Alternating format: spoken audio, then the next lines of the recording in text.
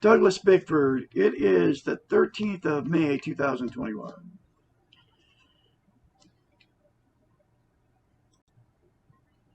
Douglas Bickford is on YouTube teaching self-esteem because 3.5 years ago, yeah, it's been four years ago now, May of 17, I got into a toxic marriage because I was looking for love in all the wrong places. Okay.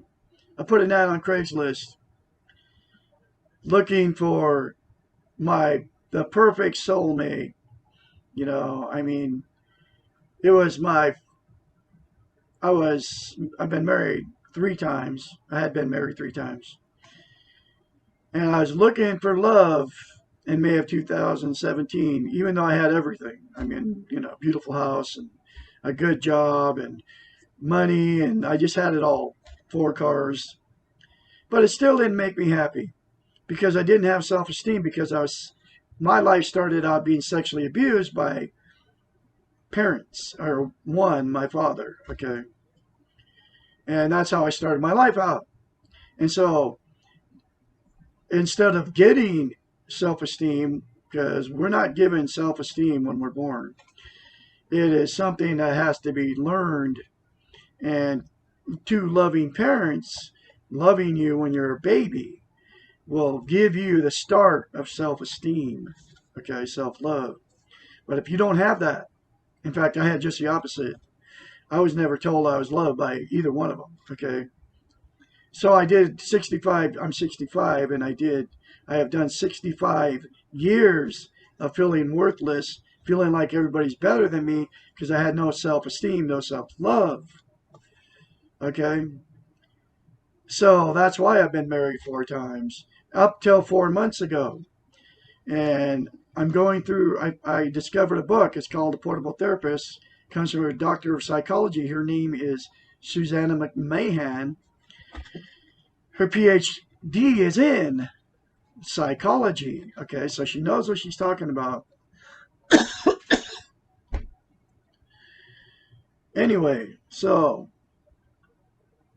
short and sweet of why I'm here on today's date, which is the 13th of May, 2021, teaching self-esteem, how to get it. Because without self-esteem, we can't love and we can't be loved.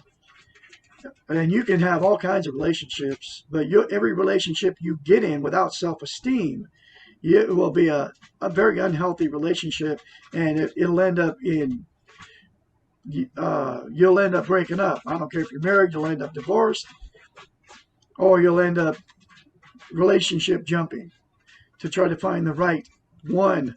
But there is no right one if you don't have self-esteem. Anyway, so out of the book, 4 months ago when I started reading this book, one concept in this book is called mirror therapy. To get self-esteem, all you got to do, and it's very simple, just look yourself in the mirror and say, I love you. And the thing about mirror therapy is, what they discovered is you can't look in the mirror and lie to yourself, okay? That's why people won't do it. They won't look in the mirror and say, I love you, because they don't believe it, okay? They don't love themselves. And they won't do it because in mirror therapy, you can't lie to yourself, okay? So that's why when you hear me say that, you go, oh, no way. It'll change your life if you do it. First time I did, I had to force myself to do it. And I did. I forced myself to do it. And now it's like I believe it. I'm full of self-esteem. I love Douglas Bickford. And then you can add anything positive about yourself in the mirror. Will just make you that much stronger. The more you say it, the more you feel it, and the more you believe it. It really works, folks. Anyway, so the next chapter out of the book is chapter 21. What is self-esteem, self-love? There are many definitions of self-esteem, but they all have in common the concept of esteeming, loving yourself. This translates into loving yourself, which I just said. Respecting yourself, putting yourself first as meeting your own needs. Self-esteem is the placement of yourself in very high regard. This means you not only love yourself, but that you act lovingly towards yourself at all times.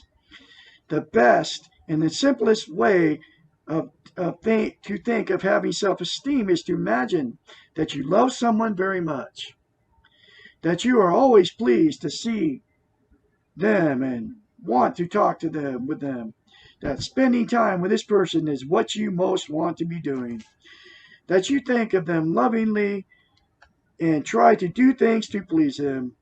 Your beloved is the most important person in the world to you, and you will do anything and everything so that they know this. Now, put yourself in the role of the beloved and act exactly the same way towards yourself. This is self-esteem, self-love. That's powerful stuff, folks. And it's all true. I'm proof of it. I'm today full of self-esteem, self-love, teaching you the concepts. Now, just the one concept of looking in the mirror and saying, I love you. Loving yourself and taking care of yourself are, and the other thing is, the link to this book will be in the description of this video. Loving yourself and taking care of yourself are the exact opposites of what we have been taught to think and to do. Taught. She keeps using the word taught, trained, and we're being taught through the TV, folks, of not to love ourselves, to love everybody else before we love ourselves. That's why everybody's perfect on television. But it's an illusion. It's not real. The reality is you and me right here now, me talking to you. We have been trained to esteem others and or external variables and to measure our self-worth by what we have or how much we are loved. This is the definition of the weak ego. Our worth and self-love are dependent on something outside of ourselves, therefore outside of our control. When we feel that our esteem is based on having someone else love us, or having the right job, or making enough money, or being successful, we are putting ourselves at a high risk for insecurity and eventual feelings of failure. All things external to ourself are temporary. They are not ours, and we cannot keep them. Therefore, when we entrust our feelings about ourselves to these external variables, when we feel esteemed because we are loved or in the right place at the right time, what happens when things change and we lose out our loved ones or our job changes? Our feelings of esteem, self-love for ourselves go with the externals that are leaving us, and we are left feeling abandoned and depressed and without worth. This is crazy, even though it is the normal way of being. Everything changes! Exclamation point. Why risk our esteem, self-love to something out of our control? Question mark. Remember, we can only control our feelings about ourselves, and our behaviors are based on our feelings. If we choose to love ourselves and to behave lovingly towards ourselves, if we choose to have self-esteem, then we have control over ourselves. We do not have to risk losing our own self-esteem, self-love.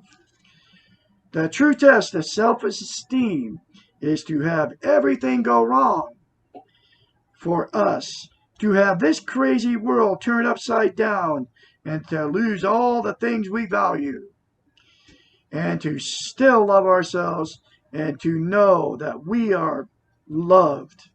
to treat ourselves in the most gentle, nurturing, loving way when we are in difficulty or pain, just as we would treat another person who is hurting. This is having and practicing self-esteem. Oh man, I get goosebumps because this book is so powerful. This lady was inspired by goodness. This lady was inspired by God to write this book. And this book can change your life, folks. I kid you not. Anyway, I'll have another chapter for you. I'm doing 3 chapters a day. I can't even upload these things and make the video fast enough. And I got a little cat here trying to... Her name's Bubbles. You've seen her in my videos, probably. She's cute, aren't you, baby? Anyway, I'll have another chapter for you. I'm doing 3 of these a day. I can't keep up with it. It's like 4:30 a.m. here in Christmas Valley, Oregon. And you all have a great day out there. Remember to try it, folks. You've tried everything else. It'll fill that void you have inside you. I'll have more later for you from Douglas Bickford. Have a great day out there.